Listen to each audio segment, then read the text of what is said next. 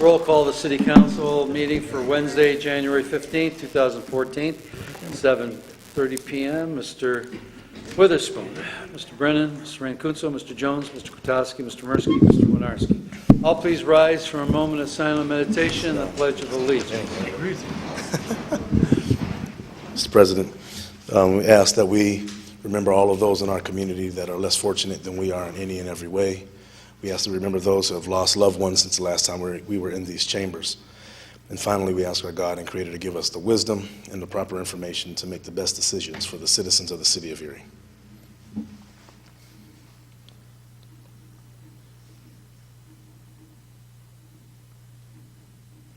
Pledge allegiance.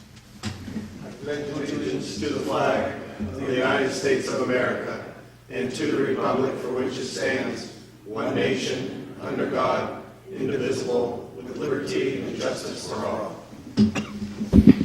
Have a motion to accept the minutes of the meeting from January 8th and bills for payment on January 17th, January 24th, and January 31st.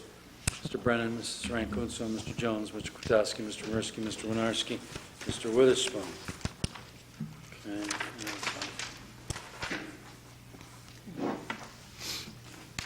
Hey, we have anyone to speak for the repository sales? Please come to the microphone, give us your name and address. Thank you. I'm Clarence Noble, and I purchased the house on 1012 Ash Street. Tell us about the property you're talking about. It's on Ash.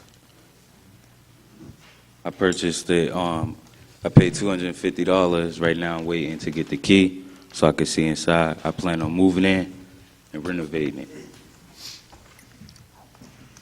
Okay, is there any questions from council?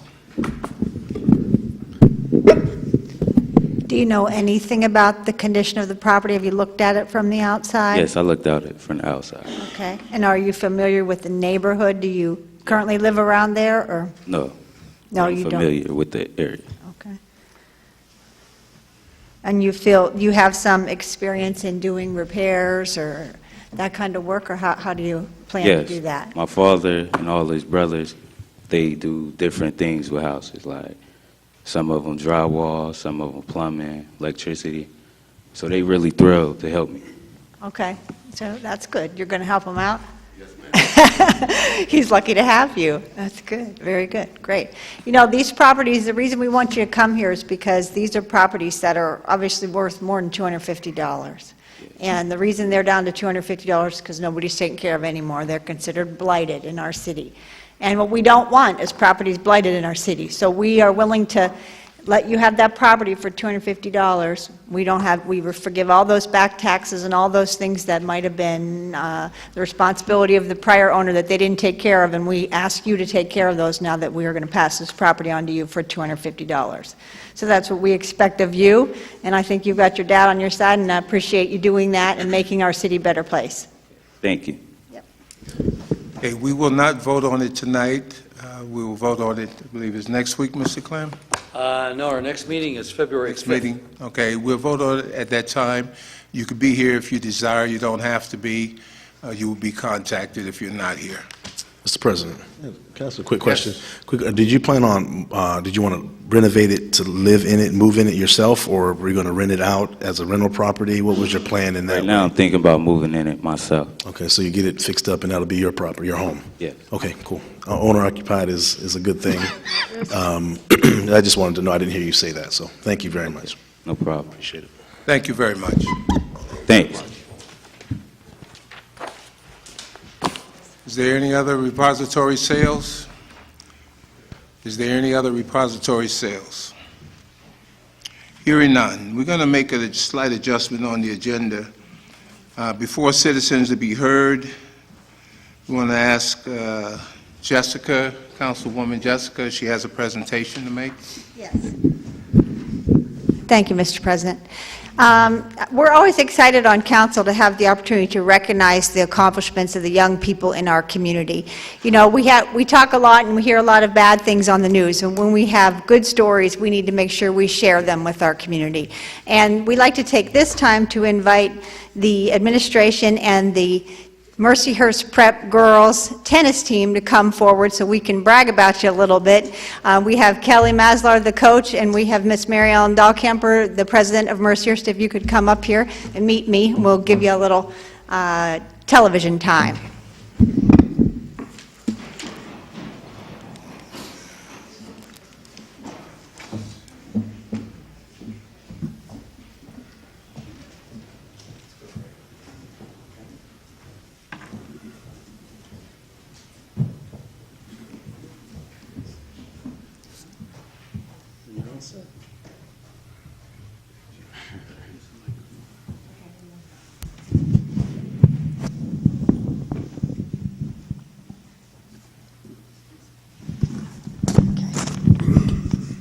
Okay, so this group here, I think there's 12 of you here right now, but I think you have one member missing, right?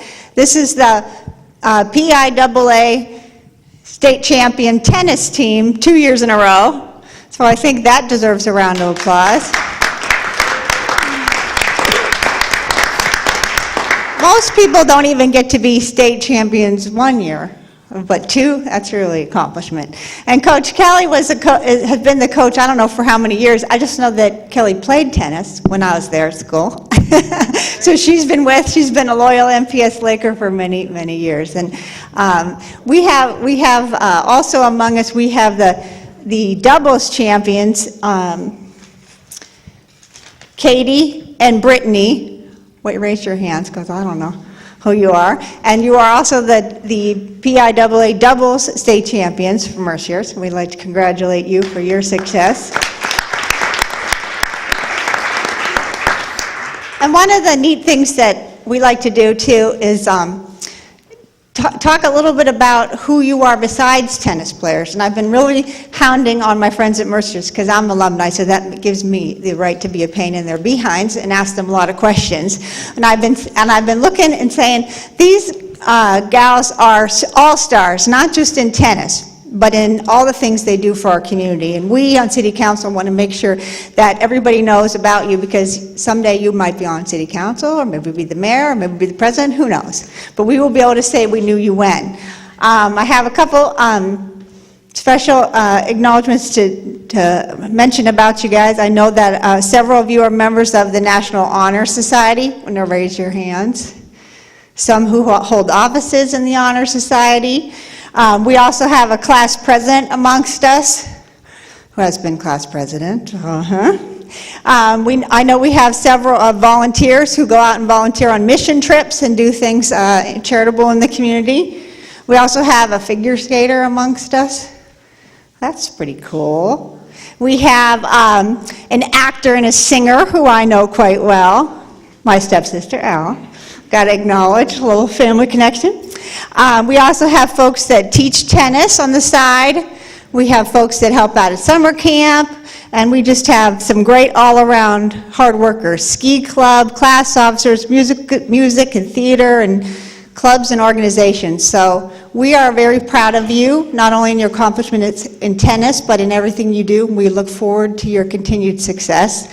And I said a lot about you, but I want your coach to have a minute to say a couple things about you before I give the proclamation, okay?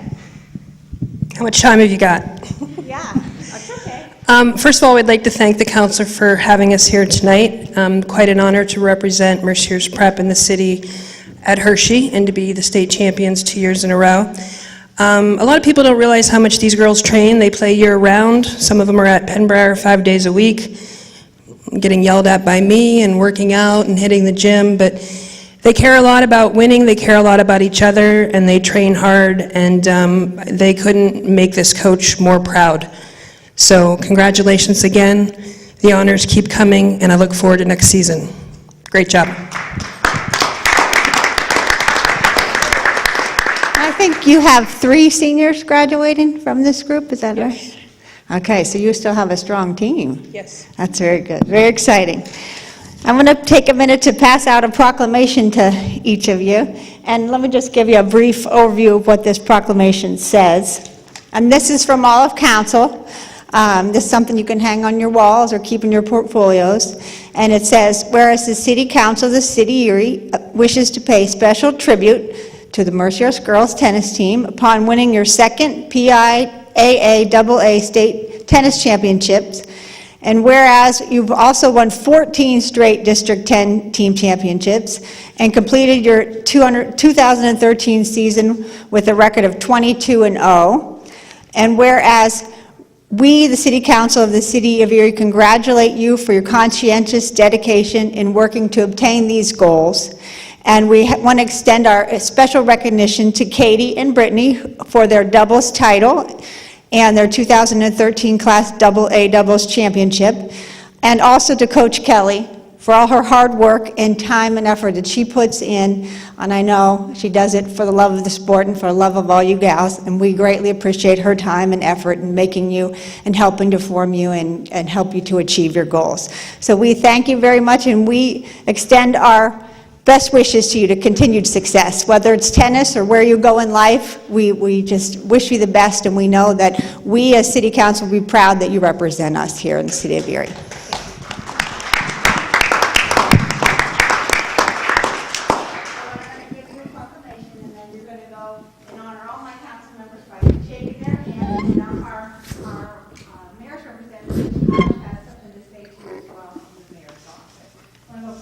Sure. I just want to make an acknowledgement. We talk about these situations. We know the hard work of the players. We know the dedication of the coaches. We know it couldn't be possible without the work of the administration. But as no parent of an athlete, I want to thank the parents and the grandparents that make it possible for them to get to the practices, get them up in the morning, get them fed, get them clothed, buy the equipment they need in a lot of cases, and basically sit here and look very proudly upon these children, because the future that they represent basically is our future. You look out there and see some of those parents and grandparents, make them proud. The mayor also has a proclamation we'll give to you, to your coach. We acknowledge your greatness so far, and we know it's only the beginning. Make Erie proud. We're glad to have you as part of our community. Thank you.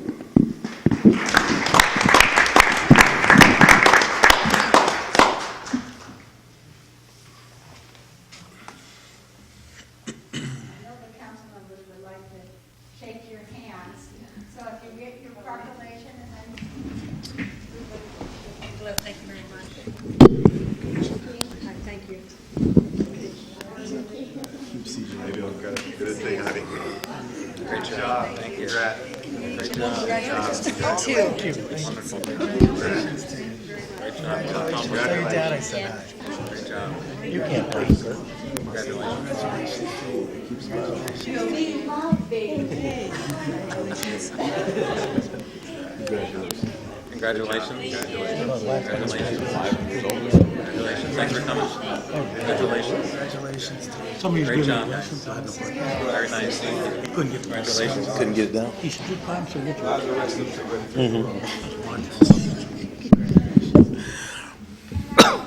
Congratulations, good job. It's a different game. Swinging? Yeah. Congratulations. Keep stringing, like swinging and playing. Yeah. Next year. Are you a junior? In my neighborhood. Sophomore. Congratulations. Not them. You know, repeat. Get some cough drops.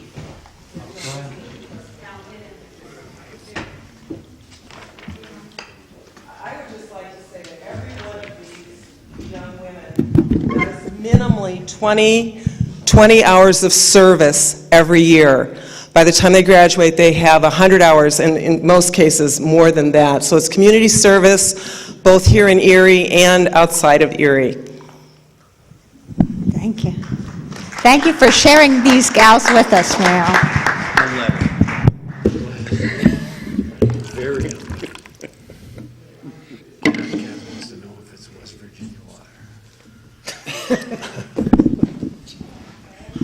They're yelling. It's great to see you. Thank you. Go Lakers. MPS. It's I'm a proud alum. I'm a proud. Don't hate, guys. Don't hate.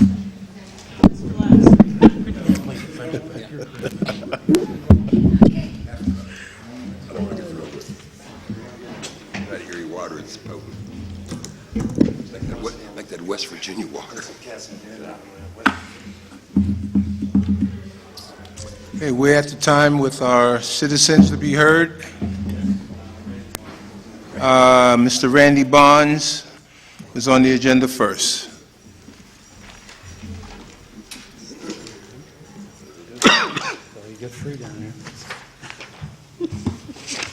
Good evening, Council President, Council staff, guests. My name is Randy Barnes. I'm here to talk about the update on the inland port. A lot of things have happened in the past week since we were together, and I think it's important that the citizens, the elected officials, stay up on this. This is very important to every city and county resident. Decisions made by the economic development team will have lasting impact on our future. Port Erie, the underutilized port.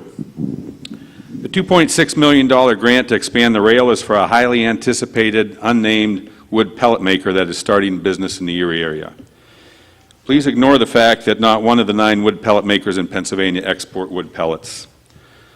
On February 24th of 2011, nearly 3 years ago, at a City Council study session, CEO John Elliott, the GEIDC, described his recent European tour of ports and said a wood pellet maker may locate in the Erie area. Just 4 weeks prior to that, he talked to a company that had 7 wood processing plants in Pennsylvania, West Virginia, and North Carolina. Just over a year later, in 2012, it was reported that 2 companies had signed letters of intent with the GEIDC. We now know that one was the Grand River Iron Sands, whose largest shareholder is Muskrat Metals. Muskrat Metals closed today at 75 cents a share on the Canadian stock market. This is a company that's proposing a $350 million smelting plant to produce pig iron. Problem is that Muskrat Metals, Grand River Iron Sands, or their other partners have never produced even 1 pound of pig iron. What they have is an unproven process to smelt and make pig iron. I'd just suggest, for $6,000, any one of you council members could buy actually 8,000 shares of Muskrat Metals. Might be the right time to get in early. Me, I'm going to wait until we hear who the wood pellet maker is, because that may be a better investment, once the insiders let us know who this company is, the wood pellet maker. According to the rail project application, that this rail project is going through whether the pellet maker comes or not, because we need additional capacity at a port that's underutilized now. But that's part of the transportation grant money that was just passed, money that could be used for other things. In the application, we did learn that the GEIDC lost $2,682,000 in 2011 and $1,250,000 in 2012. Now, maybe that's why we learned this past Saturday that the GEIDC has not paid any taxes for 2011, 2012, or 2013. The county said in the article that the pilot for the GEIDC is over, the payment in lieu of taxes. County official said, we're not going to agree to that renewal. Kind of crazy, isn't it? All of us, we're expected to pay our taxes, but the nonprofit, GEIDC, doesn't have to. It's funny, 5 letters in 5 days of the editor saying you're not welcome, GEIDC, in Harbor Creek, intermodal rail. The rail yard that no one needs, at least no regional businesses have come forward, saying it's a real game changer. $60 to $70 million for 40 rail jobs at a rail yard without a customer. Move the rail yard, GEIDC. That's about as clear as the citizens, elected officials in Harbor Creek can make it. When GEIDC spokesperson Katrina Smith was asked about the LRTA being revoked on the rail yard property, she said, doesn't matter. What I read that to mean is, money's no object. We're a nonprofit. We can spend any amount we want on whatever we want, and we can lose whatever we want. And we're going to put our rail yard where we want to be damned with the citizens. I would like to suggest to President Witherspoon that he reassign the liaison responsibility from GEIDC, from Councilman Winarski to Councilman Brennan, since who better to keep council updated on this important economic development group than from an insider? Hey, thank you very much. Thank you, sir.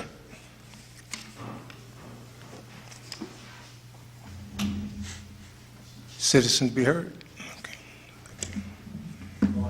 Happy New Year and congratulations to the 4 new councilmen. Our garbage and sewer rates were increased in this budget, not to balance these departments' operating expenses, but instead the increases were meant to balance the entire operating budget for the city. I personally feel that the sewer and garbage should be included in your base taxes and not a separate fee. We have a delinquency problem with garbage bill collection, and all I keep hearing is it would create a public health issue if trash was ignored and left on the street. So we'll just wait for the sale of property to collect the past due garbage fees using the lien process. But if you don't pay your sewer fees, your water can get and will your water can and will get shut off. You can't cook, you can't shower, you can't flush the toilet, creating a biohazard inside the dwelling. Fees for a city service has to be incorporated into the tax you pay for your property. At the end of last week's meeting, a councilman spoke during committee reports about bringing up some past economic failures. I can guarantee the councilman that there aren't any citizens in our city that want to see the city fail. People are entitled to opinions, and they might not always agree with the elected officials, but it's still their right. Due diligence is a phrase that is used quite often in council chambers. I'd like to add several others from my manufacturing experience. They are return on investment, value added, and fact-checking. They are all critical in a business setting. I won't dwell on the juice plant, the Kohler project, or the market on Parade Street. They were all failures, and they were all done by different individuals.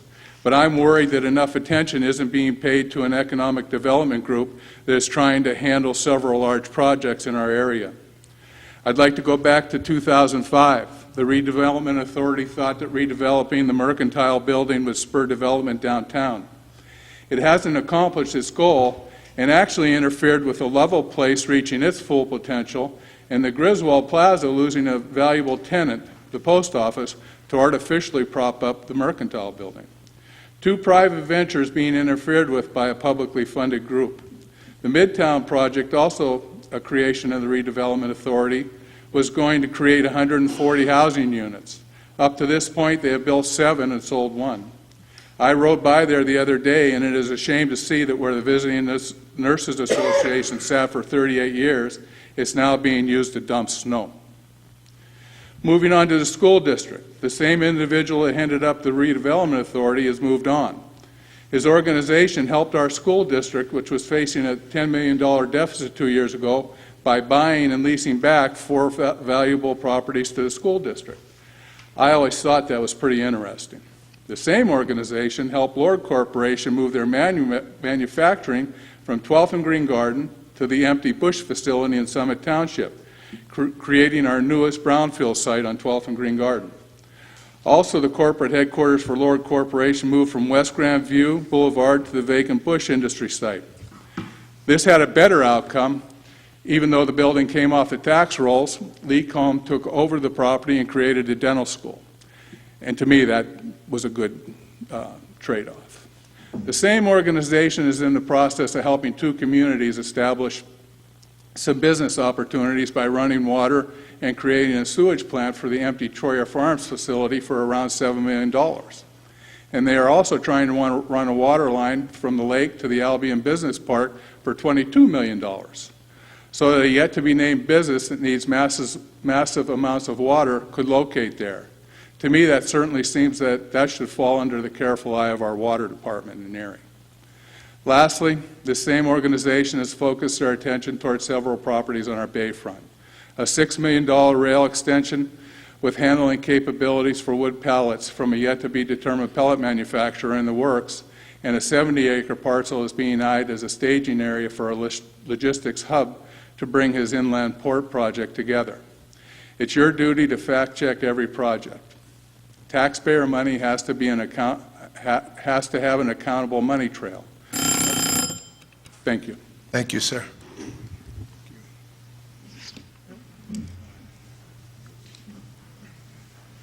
Good evening, Mr. President and members of City Council. My name is Father Jerry Perscaro, 921 East Avenue. The City of Erie has only 9 bridges. All but one of them have been rehabilitated or replaced with a new bridge at the present time.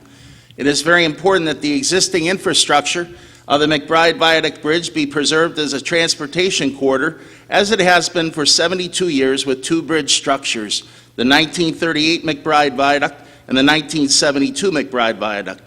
12,455 concerned individuals signed petitions to save a 72-year bridge connection.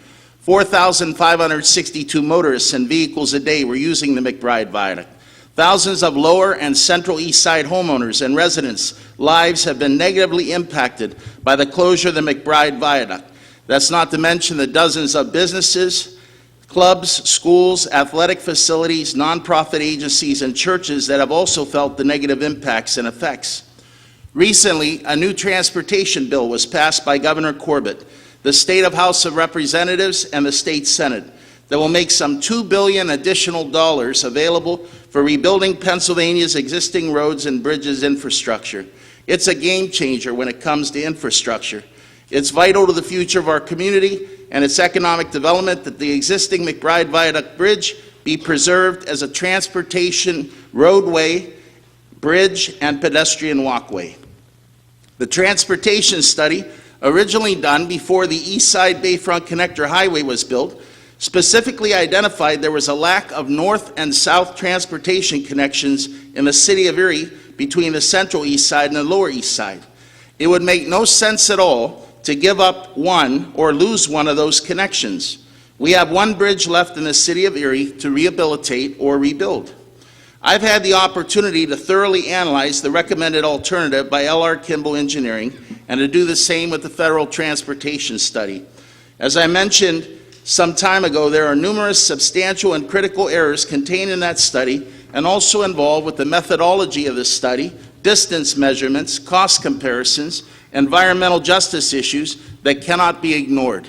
They must be addressed. Much too much is at stake. 80% federal money, 15% state money, and 5% local match money for any one of 3 alternatives that the City Council selects. With the fall election campaigns of 2013 now over, and Election Day over, and city budget talks and deliberation completed, and the holiday season of Thanksgiving and Christmas having concluded, it's important that we focus our attention once again on the McBride Viaduct as the one bridge connection that remains unresolved in this city but continues to negatively impact thousands of city residents, motorists, pedestrians, school children, and businesses. It's important for you, the members of City Council, to be aware that you can accept or reject the preferred alternative recommended by L.R. Kimball Engineering and Associates. Nothing happens until you, the members of City Council, make that decision. It's good for you to know that all across the U.S., City Council members and municipalities around the country and here in Pennsylvania have rejected preferred alternatives that were recommended in favor of an alternative they chose instead. City Council represents the City of Erie. It's a good thing members of City Council have not rushed to judgment on this matter, nor simply rubber-stamped it as another issue that has come before you. I applaud all of you for your thoughtfulness, your willingness to scrutinize, allow for debate, taking your time, and carefully considering and examining all aspects of this issue before signing off on making any decision. The impacts of the recommended alternative to low-income, minority populations, the elderly, and the disabled were discounted and even omitted, even though those impacts are disproportionately high and adverse. Adverse impacts specifically include, but are not generally limited to, increased driving distance, increased walking distance, increased fuel cost, increased vehicle emissions, increased air pollution in already existing non-attainment areas, increased travel time and trip time, an increased speed limit, increased accident rates, especially in bad weather, the potential for increased motor vehicle and pedestrian accidents at a new interchange and new on-off ramps, increased emergency responder driving distance and response times for second and third responders when seconds and minutes count most.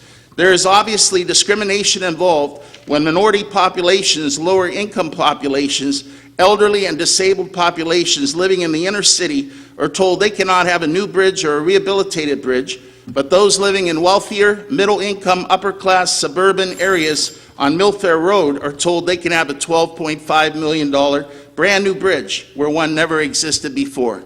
Call it robbing Peter to pay Paul. Thank you. Thank you, Father. Are there any other citizens to be heard?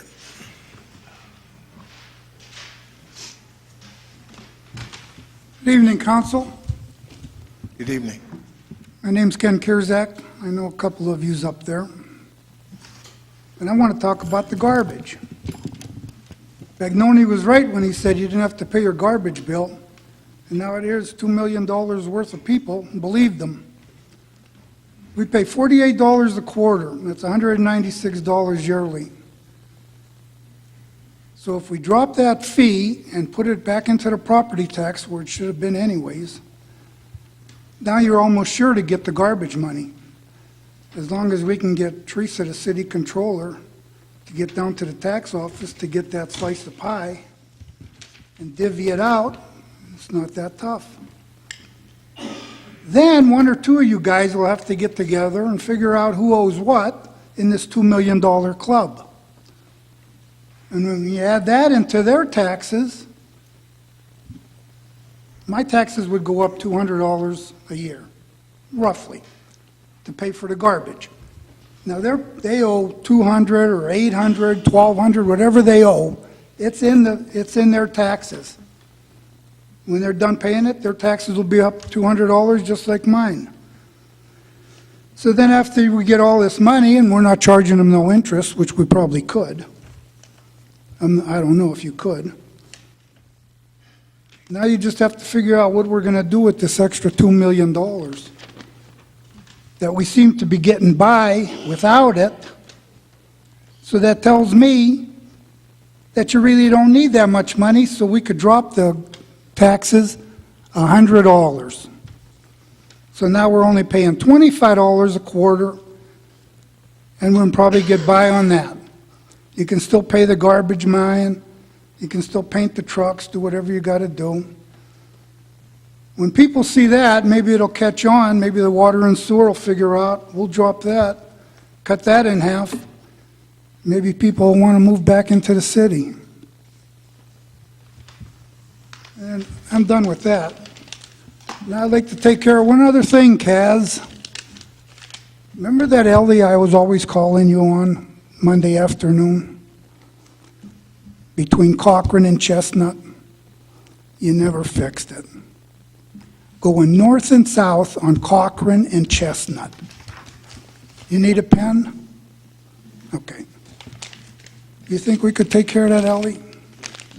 We will put it in for, Thanks. Thank you, sir. Are there any other citizens to be heard? Are there any other citizens to be heard? Are there any other citizens to be heard? Hearing none, Mr. Clem? We have ordinances for final passage. Council file ordinance 15,857, an ordinance appropriating the sum of $87,447 to be received as the Bryn Criminal Justice Innovation Grant from the U.S. Department of Justice for the BCJI Little Italy program. Motion by Mr. Brennan, seconded by Mr. Mursky, to council file ordinance bill number 15,857, now known as official file ordinance 3, 2014, be finally passed by City Council. Mr. Brennan, Mr. Rancunzo, Mr. Jones, Mr. Kwiatkowski, Mr. Mursky, Mr. Winarski, Mr. Witherspoon. Council file ordinance 15,861. An ordinance in accordance with the 2013 City of Erie budget, the sum of $4,914,334 is appropriated from unappropriated and anticipated revenue for the reallocation thereof from debt service fund revenues to general fund revenues. Also, this transaction generates a change in the general fund and debt service real estate tax millage rates. Motion, Mr. Jones, seconded by Mr. Rancunzo. The council file ordinance bill number 15,861, now known as official file ordinance 4, 2014, is finally passed by City Council. Mr. Brennan, Mr. Rancunzo, Mr. Jones, Mr. Kwiatkowski, Mr. Mursky, Mr. Winarski, Mr. Witherspoon.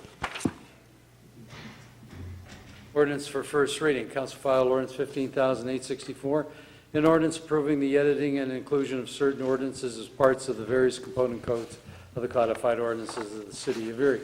Motion, Mr. Witherspoon, seconded by Mr. Winarski, that Council File Ordinance number 15,864 having been read is hereby adopted on first reading of City Council. Mr. Brennan, Mr. Mancuso, Mr. Jones, Mr. Kwiatkowski, Mr. Mursky, Mr. Winarski, Mr. Witherspoon.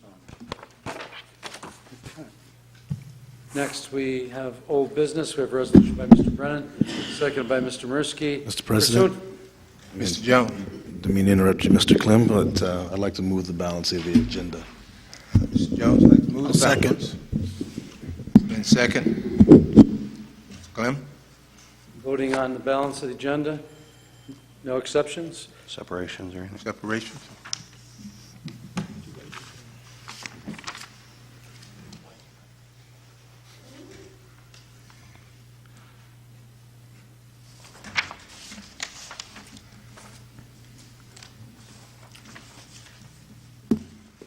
Any separations? Hearing none, Mr. Clem? Okay, voting on the balance, Mr. Brennan, Mr. Mancuso, Mr. Jones, Mr. Kwiatkowski, Mr. Mursky, Mr. Winarski, Mr. Witherspoon. That takes you to committee reports, Mr. President. Committee report. Mr. Mursky. The Convention Center meets tomorrow. The rest of my department, with the start of the year, streets are doing well, fire is doing well, and so other than that, I have no report. I'll have a report on the Convention Center next meeting. Thank you, sir. Mr. Brennan. Yes, I have a couple items. Actually, one item's a liaison report for the Erie Zoo. Everyone heard there was a leopard killed there recently by another leopard.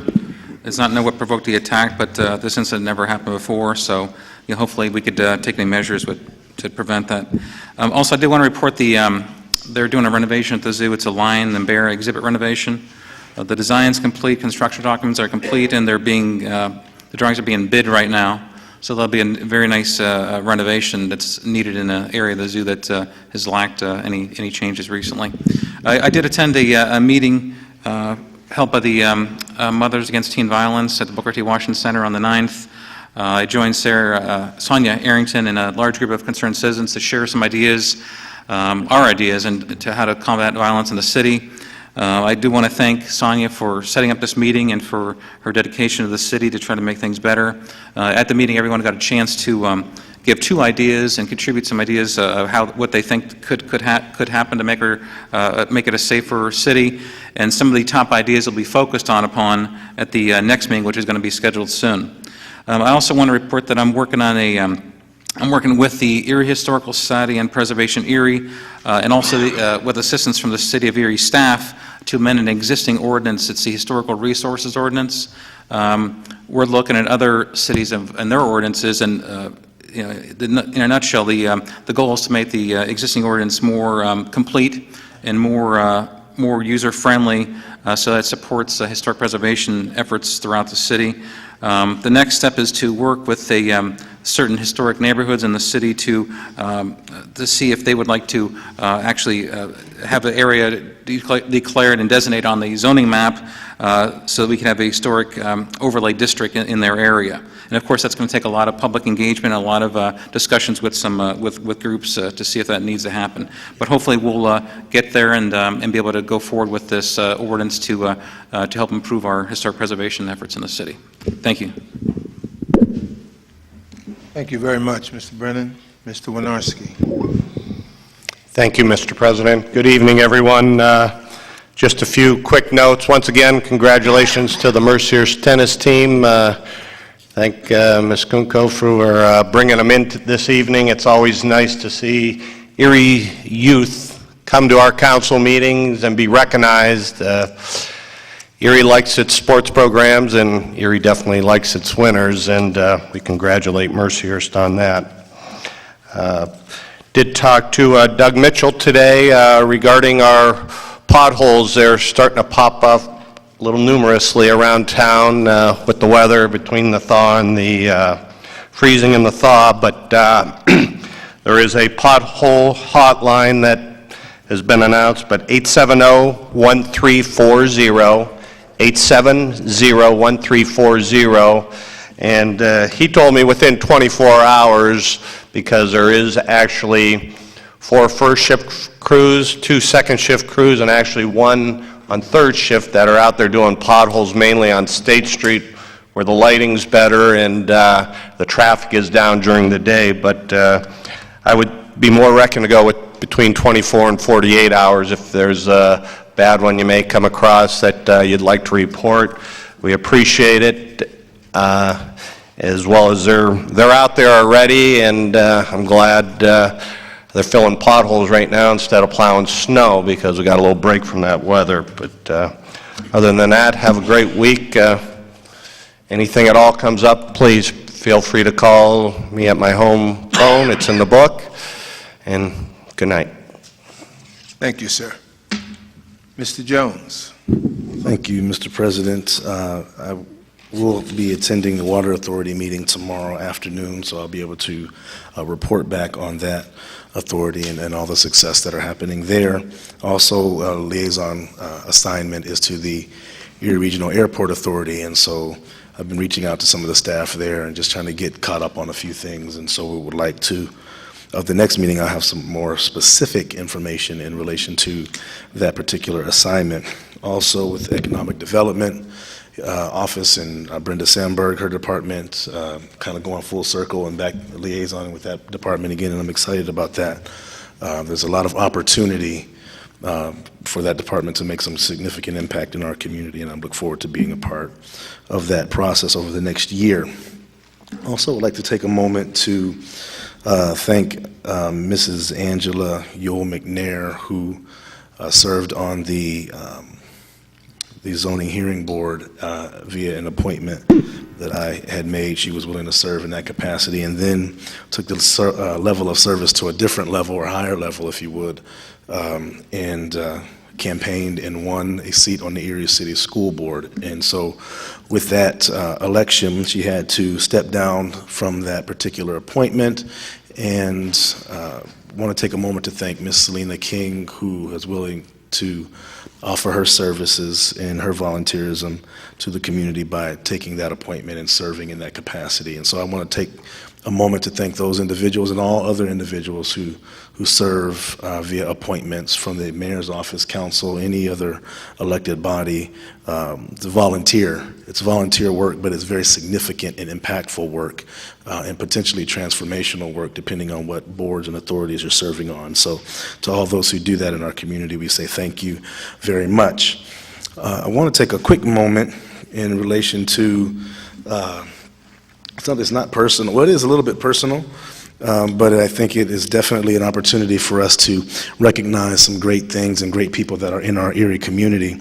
I believe it was yesterday's paper, I think on the news yesterday, there's a young man, rather good-looking young man. His name is Michael Jones, happens to be my second youngest brother, and he's a musical gentleman that teaches music classes at a local charter school, and he is actually in the top 15 of a national jingle competition.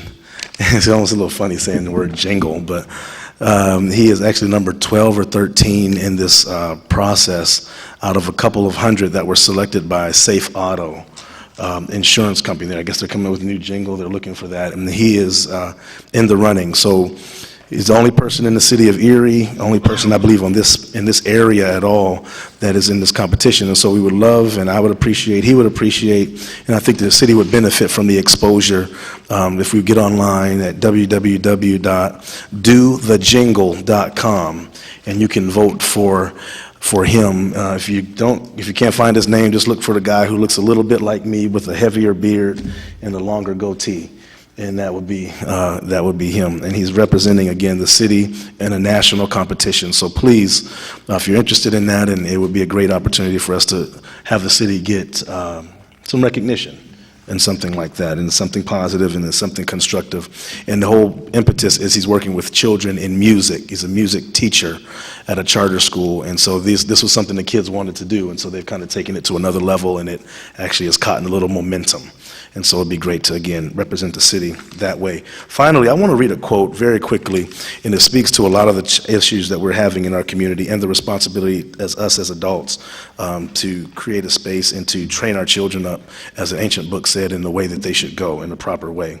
It's a quote from Sir Thomas More out of the book Utopia. And I'll just read it. It says, and it's a little wordy, but I guess it'll fit in. It says, "For if we suffer our people to be ill-educated and their manners to be corrupted from their infancy, and then punish them for those crimes to which their first education disposed them, well, what else is to be concluded from this, but that we first make thieves and then punish them for stealing?" And if you hear that, it almost sounds like, give people an excuse for negative behavior. But what I want to, and what I gleaned out of this quote, was that we as adults, educators, leaders, parents, uncles, the previous generation to the current youth generation, have responsibility to train up our young people and be examples for them, and to do the best that we can to invest in them what previous generations invested in us, that has made us to be successful. And if we choose to sit back, and a lot of people, that's those kids on the east side, that's those black kids, that's those Hispanic kids, that's those kids, they're crazy, that's those youngsters. Well, if we continue to say that's them and not take some ownership because they come from us, then we turn around and say, well, these kids aren't doing it. We've created something that we are responsible for. And if we aren't willing to take responsibility, it's kind of too bad, because they're already here and we have to deal with that. And so I think that we have great young people in our community. I know we do. We don't have bad kids. We have some kids who make some really bad decisions. But we also have some great adults who can help lead them in a positive way, in a positive direction. I don't think the timer was on, so I'm probably well over my 5 minutes. But I think that quote was powerful when I read it. We have a responsibility as adults to make that investment in our young people, or we need to stop complaining about them if we're not going to work to make them better. Thank you, Mr. President. I appreciate the extra time. Thank you very much, sir. Mr. Kwiatkowski. Yes, since none of my committees have met yet, I have nothing really to report, but in the coming meeting, excuse me, I have a couple coming up shortly, so by next meeting I'll have some reports. Thank you, sir. Mrs. Rankunsa. Thank you, Mr. President. Just one item for the council is our Finance Committee for 2014. I will be the chair of the City Council Finance Committee, and I'd like to ask the council if we would be comfortable scheduling those meetings, same as last year, where we scheduled them on the first meeting of the month following our council meeting, that we meet in the caucus room with the Finance Department and review the finances. We have a couple of very important issues we continue to hear about: the refuse delinquent bills and also sewer. And, we really have to make some plans on how to deal with those two issues rather quickly. So if that's okay with the council, we can go ahead and schedule that for February the 5th to be something like 10 o'clock or whatever start time, whenever our council meeting adjourns, 10:30. Okay? That's all. Thank you. And I will be putting that agenda together. And if you have any particular items you'd like to see placed on the agenda, if not, we'll begin with our usual review of the financial statements of the month before, and also start maybe planning out our research for what to do about our issues that have continued to plague us, the refuse and sewer issues. So we'll go from there. Thank you. Thank you very much. I just have something very brief, that in the future, we'll probably begin in April, because we have some resolutions and some legal steps and advertisements to go through. But I want to mention it at each meeting so it's not a surprise, that we will be moving citizens to be heard to the end of the agenda. And if you call in, as Mr. Barnes do, you're speaking on an issue that we're dealing with on the agenda. If you're not dealing with an issue on the agenda, then you will speak at the end of the meeting. If you're dealing with an agenda item, agenda item only. Then you'll go to the front. Mr. Jones, thank you for that quote. It's apropos in dealing with the communities. I think, who's the police liaison? Yeah.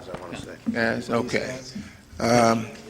We'll be meeting, I'll work with you, but we'll be meeting with the chief. We usually do that probably once a month, something like that, to find out what's going on, what's the updates on the issues and problems within the city and where we can help, if at all.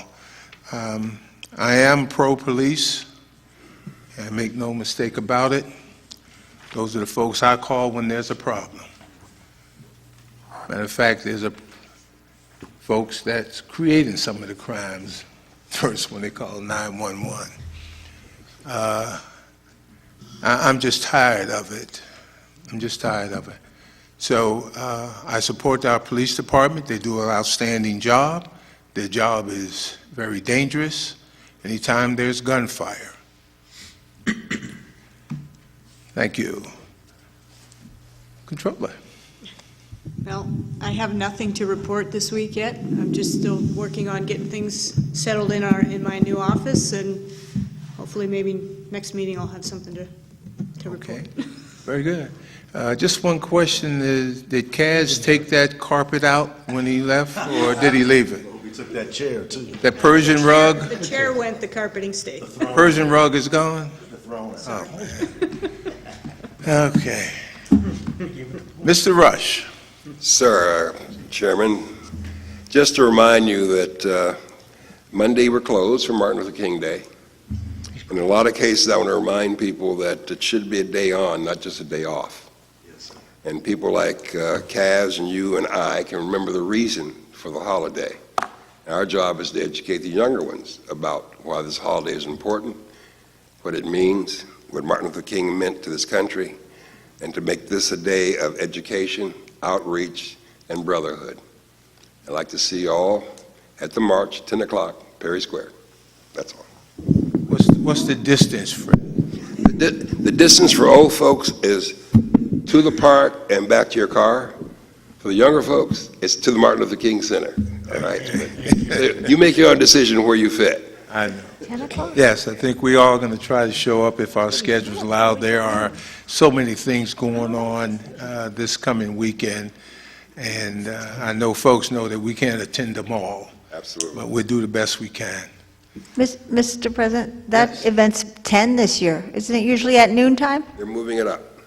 Okay, thank you. Oh, I would have been here at noon. I would have been missing the You wouldn't have to march. then. march. Yeesh.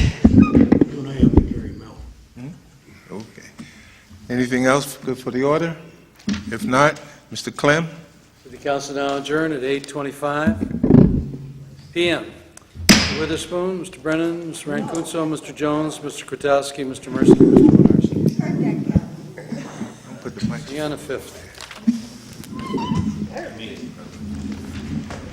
Meeting adjourned. Yowzer.